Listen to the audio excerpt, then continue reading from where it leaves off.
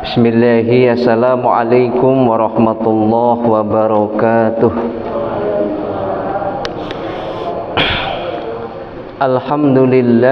Alhamdulillahi haqqa hamdih, wa nashkuruhu haqqa syukrih, wa nahmaduhu wa nastahdih, wa na'udhu billahi min syururi anfusina wa min sayyiati amalina. Man yahdihillahu falamudillalah wa man yudlilhu fala hadiyalah. Asyhadu an la ilaha illallah wahdahu la syarikalah wa asyhadu anna Muhammadan abduhu wa rasuluhu la nabiyya wa la rasulahu ba'dah. Rabbi shrah li sadri wa yassir li amri wahlul 'uqdatam min lisani yafqahu qawli. Subhanaka la ilma lana illa ma 'allamtana innaka antal alimul hakim. Ma'asyiral muslimin, bapak-bapak, ibu-ibu, rekan-rekan kang mudah-mudahan dipun rahmati dening Allah Subhanahu wa taala. Alhamdulillah, monggo sareng-sareng manjataken syukur atas karunia lan nikmatipun Allah. Bapak-bapak sami sehat nih Pak? Alhamdulillah. Ibu-ibu sami sehat Bu? Alhamdulillah. Kenikmatan gesang teng donya ingkang paling nikmat nika napa? Nah, secara zahir nika sehat. Nih. Secara batin nggih menika napa? Iman. Nih. Nek kita gadah nikmat batin nggih menika iman, nih. Lajeng secara zahir nika dados tiyang ingkang sehat nika pun raosipun napa? Begitu sempurna nikmatipun nika nggih. Ya, mudah-mudahan sehat kita ingkang berkah, gesang kita ingkang berkah, rezeki kita ugi berkah. Amin ya robbal alamin. Salawat kairing salam mugi-mugi tetap kanjuraken dumateng baginda Nabi kita Muhammad sallallahu alaihi wasallam, keluarga, para sahabat, para tabi'in tabi'at serta para pengikutnya sampai yaumul kiamah. Ibu-ibu, bapak-bapak rahimani wa rahimakumullah, wonten dalu menika atau wonten kesempatan menika insyaallah kita badhe membahas tentang wujubul istighna'i bi mutaba'atil kitab wa sunnah.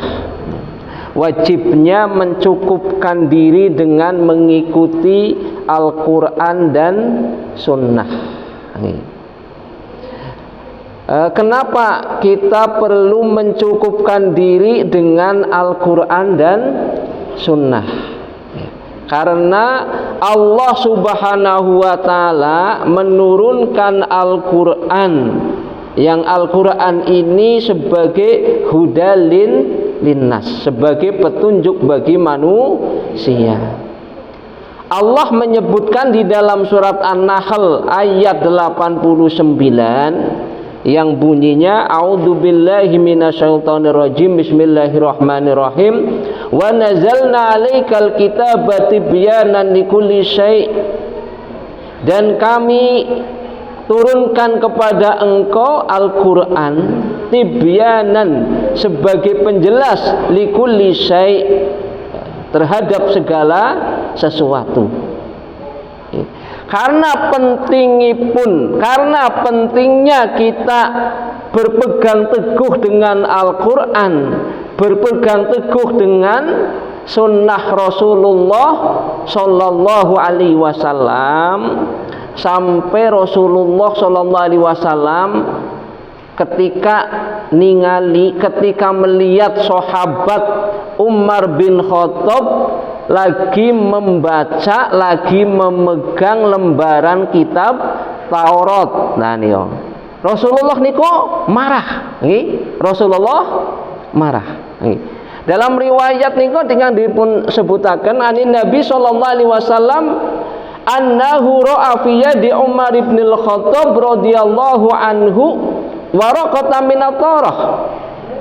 Dari Nabi sallallahu alaihi wasallam, Rasulullah itu melihat di tangan Umar bin Khattab radhiyallahu anhu lembaran dari kitab Taurat.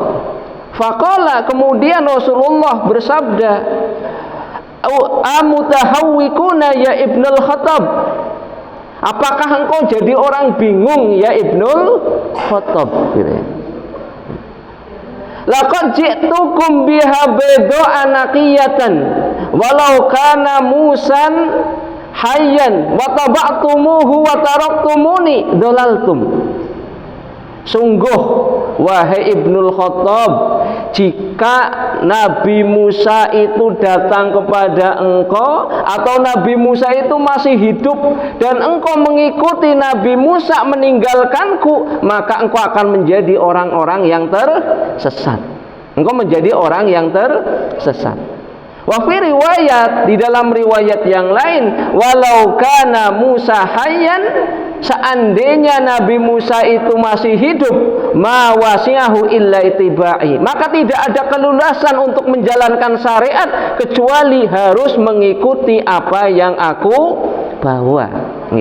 Niko ngendikanipun apa Rasulullah sallallahu alaihi wasallam, utawi sabdanipun Rasulullah sallallahu alaihi wasallam. Maka faqala Umar, kemudian Umar radhiyallahu anhu berkata, raditu billahi robba wa bil islami dina wa bi Muhammadin sallallahu alaihi wasallam nabiyya wa rasulah. Lalu Umar mengatakan, aku ridho Allah sebagai Robku, Islam sebagai agamaku, dan engkau wahai Nabi Muhammad sallallahu alaihi wasallam sebagai nabi dan utusan Allah. Nah, ini maka pentingnya kita supaya berpegang kepada Al-Quran dan Sunnah. Sampai Rasulullah sallallahu alaihi wasallam ketika beliau mendekati ajal, ya, beliau sering disampaikan, beliau mengatakan, saya tinggalkan dua perkara, jika kalian berpegang teguh dengan keduanya maka kalian tidak akan tersesat, yaitu apa? Al-Quran dan Sunnah Rasulullah sallallahu alaihi wasallam. Lalu kenapa kenapa kok di dunia ini ada orang pada kesasar? Ada orang itu pada tersesat. Sebabnya apa? Nah, ini disimpulkan di dalam kitab Fadlul Islam di sana bahwa penyimpangan ataupun orang itu kok bisa kesasar, orang itu bisa tersesat karena tiga hal. Karena tiga hal. Pertama, annahum dahabu ilal aqli fi takdir au fi isbatil haq. Mereka ini selalu menggunakan akal dalam menentukan takdir atau dalam menentukan kebenaran ataupun kebaikan. Ya. Akal memang karunia Allah nih Pak Bu. Akal nih kok karunia Allah. Tapi kita itu diberi akal itu bukan untuk menjadi pembenar semua urusan di dunia, ya, ataupun menjadi alat utama kita termasuk untuk menentukan diri, ya. Mungkin ada orang yang karena PD-nya itu semuanya dirancang, yakin semua yang dia inginkan pasti akan tercapai. Apa yang dia inginkan masih tercapai, gitu ya. Tapi dia tidak sadar bahwa kita punya rancangan, Allah juga punya rancangan, ya. Rancangan Allah kita itu sudah 50.000 tahun sebelum Allah ciptakan langit dan bumi, ya. Jadi kita sudah dirancang oleh Allah. Jenengan iki putrane pinten, badhe bojo teng dunya ping pinten, umpaminipun nggih. Matine teng pundi niku ampun wonten rancanganipun Allah, nggih. Tapi ada orang yang di dunia itu kalau terlalu yakin dengan kekuatan akal tanpa mempedulikan Allah, ataupun untuk menentukan yang benar dan yang salah itu sesuai dengan akal sendiri. Makanya ada orang yang mengatakan, lah wong sing penting urip sing bener, ya. Ya memang benar, gitu ya. Tapi benarnya bukan benarnya sendiri, ya. Akal itu Allah ciptakan itu supaya ada pembimbing. Nah, akal yang benar itu jika akal itu mempunyai iman, mempunyai Al-Qur'an. Maka akal ini supaya dibimbing oleh iman dan oleh Al-Qur'an. Karena memang kemuliaan manusia itu mulia gara-gara akal. Allah sebutkan di dalam surat Al-Isra, walaqad karamna bani adama wa hamalnahum fil barri wal bahri wa razaqnahum minat thayyibat wa faddalnahum ala katsirin mimman khalaqna tafdila. Dan sungguh telah kami muliakan anak keturunan anak Adam. Mereka tinggal di daratan dan di lautan, dan kami berikan rezeki yang baik, dan kami lebihkan atas makhluk-makhluk ciptaan yang lainnya. Ini manusia. Jadi manusia diberi kelebihan karena punya apa? Akal. Jadi akal ini supaya dibimbing oleh Al-Quran, dibimbing oleh iman. Kenapa kok bisa kesasar? Makanya muncul kok kenapa ada pemikiran jadi ateis, pemikiran jadi komunis, pemikiran jadi liberalis. Nah itu kenapa? Terlalu pede dengan menggunakan akal tanpa ataupun dengan meniadakan iman. Ya, kalau bagi kita orang Islam itu ya harus dulukan iman dan harus didampingi oleh Al-Qur'an. Akal ini harus didampingi oleh iman dan Al-Qur'an, baru akal itu akan menjadi mulia. Karena kita mau jadi orang pintar butuh akal, ya. Berarti akalnya bagus memang, karena kita akal itu sarana untuk kita tolabul ilmi. Akal juga sarana untuk memahami kebenaran. Akal itu kita bisa berpikir mana yang baik, mana yang buruk. Gara-gara akal, nah, maka orang itu baru taklif, ya. Nah, coba kan ada orang mulai dihitung mana baik, mana buruk ketika dia sudah kenal mana yang baik dan mana yang buruk, ya. Jadi ketika Allah catat amal kita itu ya mulai namanya akil balih. Akil berarti apa? Berpikir. Kalau anak sudah berpikir, tahu mana yang benar dan mana yang salah, itu amalannya sudah mulai dicatat, gitu ya. Nah, ini karena apa? Inilah kelebihan daripada akal, gitu ya. Dan termasuk bahwa akal ini juga sebagai pengikut ataupun sebagai pencegah, ya, pencegah dari hawa nafsu. Kita akan mengikuti hawa nafsu apa mengikuti akal, gitu ya. Nah, ini yang membedakan manusia dengan binatang. Kemudian yang kedua, kenapa banyak orang itu kok tersesat? Ya. Karena an-nadhafal ilmi bil kitabi was sunnah, ya. An-nadhafal ilmi bil kitabi was sunnah, yaitu lemahnya ilmu dengan Al-Quran dan sunnah, karena bodoh, ya. Kenapa kok nggak tahu ini halal, nggak tahu haram? Ya karena nggak mau ngaji, nggak mau belajar, maka nggak tahu. Yang penting hidup ya sesuai keinginannya, ya.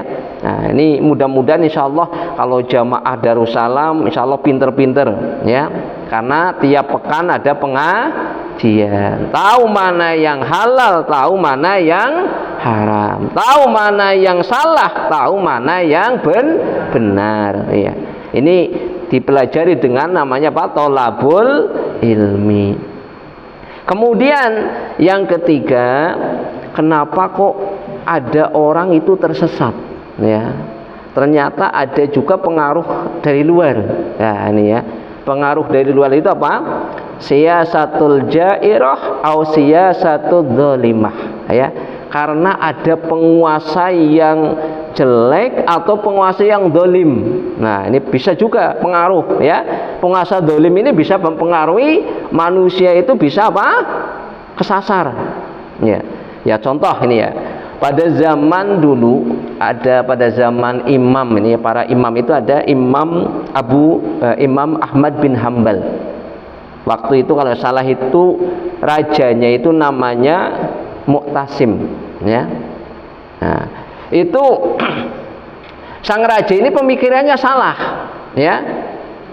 Yaitu apa? Menganggap bahwa Al-Qur'an itu adalah makhluk Allah. Akhirnya ini ditularkan semua kepada rakyatnya. Siapa yang menolak maka akan dihukum. Wah, ini juga pengaruh. Jadi kenapa kok orang bisa tersesat? Termasuk salah satunya adalah apa? Karena pemimpinnya tidak baik. Makanya gak ada pemimpin sing ini kok penting, nih. Gak ada pemimpin sing sae ini kok penting. Sampai Umar bin Khattab itu mengatakan, seandainya punya doa cuma satu saja yang dikabulkan, kata beliau, saya akan berdoa supaya diberi pemimpin yang adil, pemimpin yang soleh.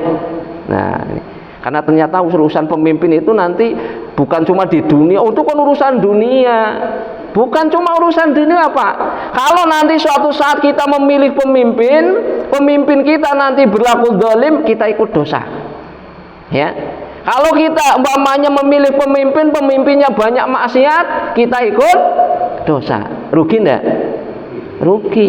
Makanya dalam Islam itu ada tuntunan cara memilih seorang pemimpin. Ini bukan kampanye ya, Pak. Walaupun lagi musim kampanye, tapi ini kita hanya menyampaikan ini ya, syariat yang benar memilih seorang pemimpin itu seperti apa, gitu ya. Cara memilih seorang pemimpin itu seperti apa ya. Kalau kita mau mengikuti kriteria sebagaimana para nabi dan para rasul, ya mestinya harus ada 4 syarat pemimpin itu, ya. Pertama apa, Pak? Orangnya sidik, ya. Mau calon pemimpin apapun, ya, bagusnya adalah dia orangnya sidik. Sidik itu apa? Jujur, ya. Jadi dalam berperilaku, dalam beramal itu dia orangnya jujur, ya. Yang kedua amanah, ya. Amanah itu dapat dipercaya. Kalau kita tengok Rasulullah SAW itu ya, beliau jadi seorang pemimpin sampai musuh saja itu percaya kepada Rasulullah. Buktinya apa? Karena amanahnya Rasulullah, ketika Rasulullah mau hijrah ke Madinah, beliau titipannya itu banyak sekali dari orang-orang Quraisy. Nah, maka salah satu kriteria seorang pemimpin yang baik itu adalah mempunyai sifat apa? Amanah, ya. Mempunyai sifat amanah, ya. Amanah ya bisa dilihat lah kinerjanya. Kalau jadi memiliki kerjanya ini beres napa mboten, sae napa mboten. Nah ini, nah bisa oke termasuk seperti itu, amanah ndak gitu ya. Kemudian yang ketiganya adalah tabligh, ya. Tabligh itu orangnya terbuka. Tabligh itu juga bisa dengan apa? Dia pintar menyampaikan, ya. Dia pintar pidato, dia pintar diskusi, dia pintar untuk apa? Termasuk mungkin melobi dan sebagainya. Karena kalau pemimpin nggak pintar melobi, ya mboten majeng-majeng ya, Mak. Gini mboten kepengen angsal bantuan kathah perlu lobi. Maka seorang pemimpin harus termasuk orang yang apa? Tabligh. Ya syukur mampu menguasai banyak bahasa. Oh itu bagus ya. Semakin orang itu punya banyak bahasa, karena apa? Kesempatan kemana-mana bisa, itu ya. Bisa lobi ke sana ke sini dan sebagainya ya. Ya. Kemudian yang keempat itu cerdas. Jangan seorang pemimpin itu ngah-ngoh gitu ya. Pemimpin harus apa? Cerdas. Ya monggo nanti kalau apa pilihan presiden monggo mangke milih sesuai dengan hati nurani jenengan ya. Kira-kira sesuai kados ngaten napa mboten. Makanya nek perlu istikharah, Pak. Ya. Badhe milih nika istikharah riyin ya. Ampun gara-gara 1.000 langsung. Nah niki sing salah niku. Wah aku ana sing nyangoni ya mangkat tuh. Kuwi sing tak coblos. Nah niki sing menghilangkan apa? Napa kewarasan akal niku. Nah niku nggih. Terus nek saged nek badhe pangkat enjing-enjing utawi mangke pamane tanggal 14 niku istikharah riyin salat nggih Pak. Saya kira-kira mau milih siapa ya Allah, berikan petunjuk kados ngaten nggih. Nah, seniki pun milih-milih ki jane calon telu sing paling bagus apa kados ngaten nggih. Nek saged kados ngaten nggih. Ampun langsung sing penting sing aweh. Jadi kan berjuang beri baju dan uang ya. Nah ini yang jadi masalah kadang-kadang gitu ya. Nah ini kriteria termasuk pemimpin sesuai dengan petunjuk Rasulullah Shallallahu Alaihi Wasallam. Termasuk juga dalam petunjuk Rasulullah dalam hadis, yaitu terutama dalam memilih seorang imam. Imam juga seorang pemimpin ya. Bisa ini imam sholat terutama ya. Kalau imam sholat berarti pemimpin dalam sholat ya. Ada riwayat an Abi Mas'udin Al-Ansari qala, dari Abi Mas'ud ini ya Al-Ansari, beliau berkata, qala Rasulullah sallallahu alaihi wasallam, Rasulullah sallallahu alaihi wasallam bersabda, ya ummul qauma aqra'uhumul kitab au aqra'uhumul kitabillah. Yang memimpin di antara kalian itu yang paling pandai membaca kitab Allah. Nggih. Sing paling pandai maos Al-Qur'an. Fa in kanu fil qiraati sawa, kalau ternyata dalam memilih wonten calon kalih napa tiga waosane sami nggih, bacaannya sama. Fa in kanu fil qiraati sawa fa a'lahum bis sunnah. Siapa yang paling paham dengan sunnah? Dia pinter sunnah mboten hafal hadis napa mboten nggih. Kemudian fa in kanu fi sunnati sawa, kalau dalam bacaan Al-Qur'an sama ya, dalam ilmu sunnahnya juga sama, maka fa aqdamuhum hijrah. Siapa yang pertama kali hijrah? Nah, hijrah niku nek riyen zaman Rasulullah niku dari Mekah ke Madinah. Nah, hijrah berarti mungkin pertama kali dia masuk Islam. Ya, jadi siapa yang pertama kali dia masuk Islam ya. Nah, termasuk sebagai penguat fa in kana fi hijrati sawa, kalau dalam hijrahnya sama fa'aqdahum silman au sinnan ya, maka yang paling tua umurnya. Nah, ini termasuk kriteria menjadi seorang pemimpin. Sing paling fasih maos kitab Al-Qur'an, sing paling fasih maos hadis, lajeng sing paling tua nek saged katen nggih nika sing paling sae.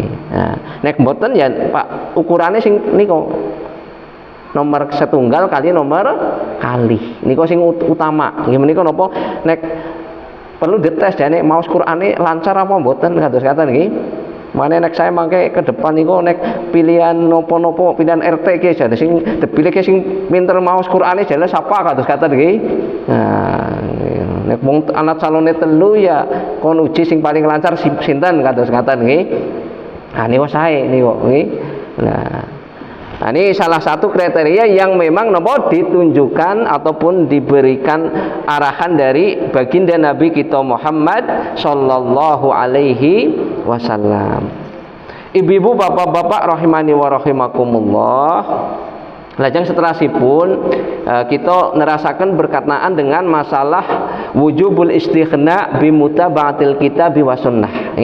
Wajibnya kita untuk berpegang teguh dengan Al-Quran dan Sunnah, ataupun mencukupkan diri dengan Al-Quran dan Sunnah. Ini berkaitan dengan dalil ingkang pertama, nggih menika Allah Subhanahu wa taala berfirman, "Wa nazalna 'alaikal kitaba tibyanan likulli syai'." Dan kami turunkan kepada engkau Al-Quran sebagai penjelas segala sesuatu. Nah, ini dalam membahas likulli syai' terutama ya. Nah, yang menjelaskan segala sesuatu itu maksudnya apa, ya, sesuatu itu apa. Nah, ini seorang ulama tafsir namanya Imam Mujahid, ya. Beliau mengatakan yakni al-halal wal haram, yaitu tentang yang halal dan yang haram. Yaitu apa? Wa ma haramallah, ataupun fama ahalallah fi kitabi fa huwa halal wa ma haramahu fa huwa haram. Apa yang Allah halalkan di dalam Al-Qur'an maka itu halal. Apa yang diharamkan di dalam Al-Qur'an itu haram, maka itu haram. Ya. Ini yang dimaksud apa? Kulli syai'in, ya, likulli syai'in, ya, segala sesuatu. Karena apa? Al-Quran ini Allah jadikan itu adalah apa tadi? Sebagai hudan, sebagai apa? Petunjuk. Hadzal Qur'ana yahdi lillati hiya aqwam. Al-Quran ini adalah petunjuk kepada jalan yang lurus, ya, jalan yang lurus. Maka Allah menjadikan di dalam hikmah, ya, hikmah dari petunjuk ini setidaknya ada dua, ya. Asya itu pertama adalah sesuatu yang masuk dalam hawa nafsu. Kemudian ada yang tidak masuk dalam hawa nafsu. Jadi Al-Quran datang itu sebagai pembimbing, urusan membimbing hawa nafsu. Karena manusia itu punya hawa nafsu, ya. Di dalam hawa nafsu itu ada umurus subhat, ada umurus syahwat. Umurus subhat itu perkara-perkara yang perlu dijelaskan, ya. Ini jane halal apa? Haram. Ini jane boleh apa? Tidak. Nah, nanti kalau ini urusannya fikih, ya, biasanya ini tentang bagaimana hukum ini halal apa? Haram. Hukum ini boleh apa? Tidak. Nah, ini dijelaskan di dalam apa? Urusan-urusan fikih, ya. Secara jelas gitu, ya. Kemudian juga urusan-urusan syahwat, ya, syahwat. Karena manusia itu syahwat itu biasanya cuma dua, walaupun mungkin bisa lebih, ya. Yang paling banyak itu adalah urusannya dua, Pak. Urusan perut dan urusan bawah perut. Itu syahwat, ya. Syahwat kepengin makan. Nah, ini kan bagaimana cara di Al-Qur'an itu membimbing makan yang benar. Sumbernya dari mana, ya. Dialokasikan kemana, gitu, ya. Ini sumbernya dari mana, ini jelas halal apa haram, ya. Nah, ini termasuk urusan makan, ya, urusan perut, ya.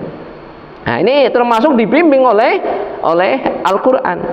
Termasuk juga yang berkaitan dengan syahwat dalam yang urusan bawah perut, ya, karena semua orang itu yang normal pasti mempunyai syahwat. Maka syahwat itu harus disalurkan dengan cara yang benar. Makanya di dalam fikih ada fikih munakahat, ya, fikih tentang nikah, gitu, ya. Nah, boleh laki-laki perempuan itu senang, tapi harus pakai jalur yang benar, gitu, ya. Nah, jalurnya yang benar. Jalur yang benar yaitu dengan apa nikah, gitu, ya, nikah. Nah, ini berarti ada aturan di dalam syariat, gitu, ya, dalam urusan tentang rumah tangga. Rumah tangga juga diatur. Ini rumah tangga yang benar seperti apa, gitu kan?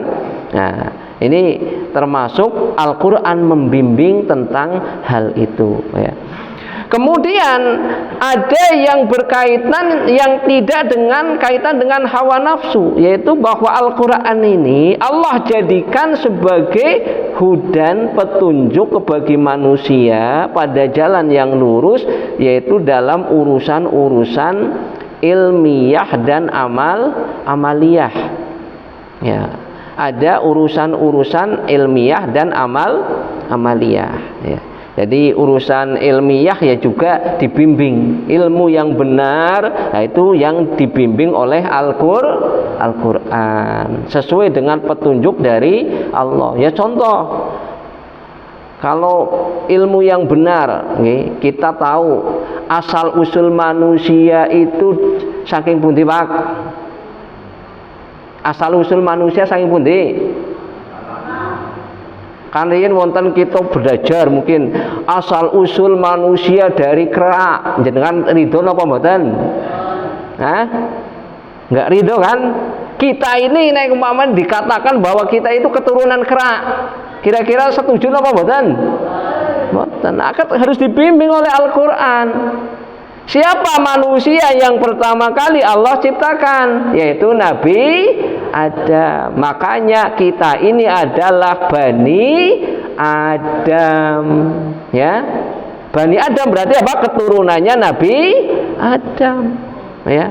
Ilmu yang benar itu adalah bahwa kita ini keturunan dari apa? Dari Nabi Adam. Ya.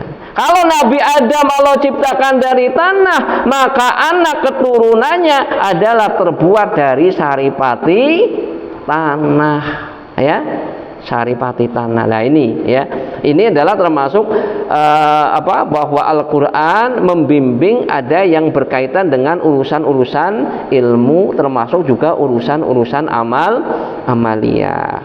Dan kita memang dituntut supaya apa? Mengikuti petunjuk daripada Al-Quran, ya. Nah, ternyata bukan cuma Al-Quran saja, ya, harus juga mengikuti petunjuk hadis, ya. Kenapa kok harus mengikuti hadis? Pernah ini ada kisah ini, ya. Ini Ibnu Mas'ud, beliau ini kok berkata ini, ya. Saya menyampaikan kabar dari Rasulullah, ya. Bahwa Rasulullah itu bersabda, la'anallahul wasimata wal mustausimata wan namisota wal mutanamisota wal washirota wal mustawashirota wal mutafalijata lil husni al mughayyirati lil khalqillah fa atatuhu imra'atan faqalat. Nah, ini langsung dipun artiakan. Ini Ibnu Mas'ud, beliau berkata, Allah melaknat orang yang mentato dan yang ditato. Kemudian Allah melaknat orang yang mencukur alis dan minta dicukur alisnya. Allah juga melaknat orang yang mengikir giginya biar indah, karena ini merubah ciptaan Allah. Kemudian datang seorang wanita, fatathu imro'atan faqalat, lalu berkata kepada, ya Ibnu Mas'ud, wahai Ibnu Mas'ud, laqad qara'tul Qur'ana ma baina daftiyahu falam ajid la'anallahu lima dzakarta. Wahai Ibnu Mas'ud, saya itu sudah baca Al-Quran, tapi di dalam Al-Quran tidak ada Allah itu melaknat tadi orang yang mentato ataupun yang ditato. Kemudian qala, Ibnu Mas'ud mengatakan, la in kunta qira'atan la in kunti qara'tiyahu laqad wajadtih, ya. Jika engkau benar-benar membaca Al-Quran, pasti engkau akan mendapati, yaitu apa? Qala ta'ala wa ma atakumur rasulu fakhuduhu wa ma nahakum anhu fantahu. Apa yang datang kepadamu dari Rasul, maka ambillah, dan apa yang dilarang dari Rasul, maka jauhilah. Berarti kita ngikuti petunjuk Nabi Muhammad sallallahu alaihi wasallam. Nah niki kayak pengertian, terutama tiang-tiang nem niki. Nah niki tiang-tiang sing kadang-kadang kepengin apa gaya-gaya niki ternyata dilaknat nggih Pak. Nggih. Tiang sing minta tato utawi sing mentato sami-sami dipun laknat dening Allah. Ibu-ibu sing nyukur napa? Alis. Nah, alise anu wis apik-apik digenti nganggo pensil niku nggih. Nah, niku dipun laknat dening Allah, nggih. Nah, karena niki petunjuk Rasulullah sallallahu alaihi wasallam, ya. Ya mudah-mudahan maha pentingnya pun kita niko mengikuti petunjuk Al-Qur'an, mengikuti petunjuk hadis saking Rasulullah sallallahu alaihi wasallam. Lan ugi bahwa Al-Qur'an itu dijelaskan dengan hadis. Al-Qur'an juga dijelaskan oleh para sahabat. Al-Qur'an juga dijelaskan oleh para ulama. Nah, maka di situ sumbernya selain kita mengikuti petunjuk Al-Qur'an, petunjuk hadis, juga petunjuk dari para sahabat dan juga dari para ulama-ulama ya. Nah, ini yang mestinya harus kita ikuti. Mungkin niku nggih pembahasanipun wonten ing sonten menika. Cekap nggih, Bu. Nah, pun dangu-dangu lah. Nggih. Nggih, kurang lebihipun kawula nyuwun agung pangapunten. Billahi taufik wal hidayah. Assalamualaikum warahmatullahi wabarakatuh.